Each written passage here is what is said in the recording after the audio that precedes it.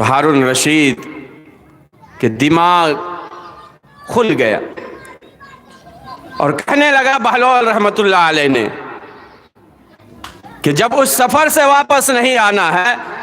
اور آپ یہ کہہ رہے ہیں کہ میں کوئی لشکر بھی نہیں بھیجا، کوئی تیاری بھی نہیں کی، تو میں نے دنیا کے اندر چکر لگایا، اپنے علاقے کے اندر گھوما، میں اپنے سے زیادہ بے وقوف کسی کو نہیں پایا ہے،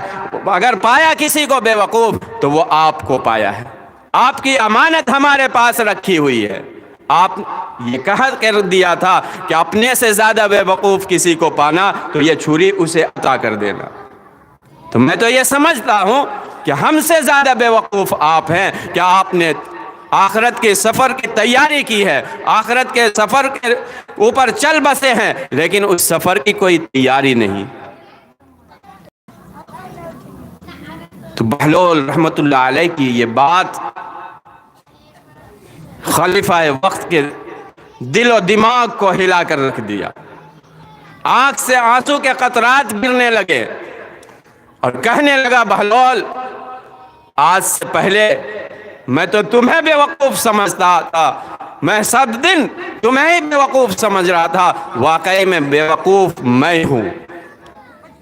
میں نے آخرت کی کوئی تیاری نہیں کی ہے۔ دنیا ہمارے پاس بھی آج ہے، کل ہمارے ہاتھ سے نکل جائے گا، اگر ہم نے آخرت کی تیاری نہیں کی تو جس طریقے سے خلیفہ ہارون رشید نے اپنے بے وقوفی کا اظہار کیا تھا، اپنے بے وقوف ہونے کا ثبوت دیا تھا، ہم بھی کل اس دنیا سے چلے جائیں گے، اس وقت ہمیں پتہ چلے گا کہ دنیا کے اندر ہم ہی بے وقوف تھے کہ جو آخرت کی تیاری ہم نے دنیا کے اندر نہیں کیا۔ تو اللہ نے یہ دنیا ہم اور آپ کو عطا کیا ہے اس لیے کہ یہ دنیا کے اندر رہ کر انسان اپنی آخرت کی تیاری کر لے۔ آخرت کی تیاری کیسے ہوگی؟ آخرت ہمارا کیسے بنے گا؟ میدان حشر کے اندر جب ہم اللہ کے روبرو کھڑے ہوں گے، اللہ تبارک و تعالی ہم سے پوچھے گا دنیا سے کیا لایا، اس وقت ہم کیا جواب دیں گے؟ اللہ تبارک و تعالی نے ہم اور آپ کے کاندھوں پر دو ایسے فرشتے مقرر کر رکھے ہیں جو ہمارے نیکی اور بدی کو لکھ رہے، چاہے وہ ہم اچھے اعمال کریں اس کو بھی لکھ رہے ہیں، اگر ہم برے اعمال کر رہے ہیں تو وہ بھی لکھ رہا۔ اب انسان کو اختیار ہے، اللہ نے ہم اور آپ کو اختیار دیا ہے کہ ہم اچھے اعمال اپنے دفاتر کے اندر جمع کروائیں یا ہم اپنے برے اعمال کو اس دفاتر کے اندر۔ اور اس دنیا سے انسان جب تک اس دنیا کے اندر رہتا ہے ہر ایک اعمال کو کر سکتا ہے، اس کے اندر کرنے کی صلاحیت باقی ہے، جب تک یہ سانسیں چل رہی ہے اس اعمال کو کرنے کے اوپر ہمیں قدرت حاصل ہے، ہم چاہیں تو نماز پڑھ لیں، ہم چاہیں تو نماز کو چھوڑ دیں، ہم چاہیں تو اچھی باتوں کا حکم کر سکتے ہیں،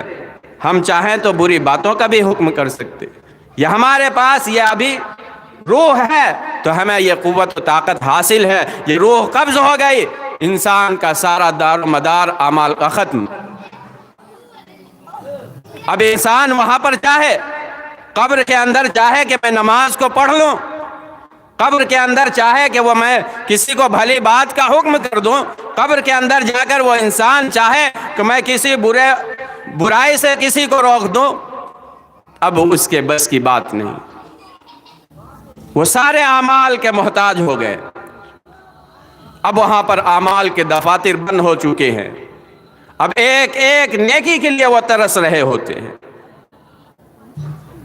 جب تک انسان اس دنیا کے اندر رہتا ہے نیکی بھی کماتا ہے بدی بھی کماتا ہے۔ آقا دو جہاں صلی اللہ علیہ وسلم نے ارشاد فرمایا کہ جب کسی کے والدین کسی کے رشتہ دار اس دنیا سے گزر جاتے ہیں تو وہ انسان اس دنیا کے اندر یہ محتاج رہتا ہے کہ کاش ہمارا کوئی اہل و عیال ہمارے لیے کچھ ایصال ثواب کر دے، کاش کوئی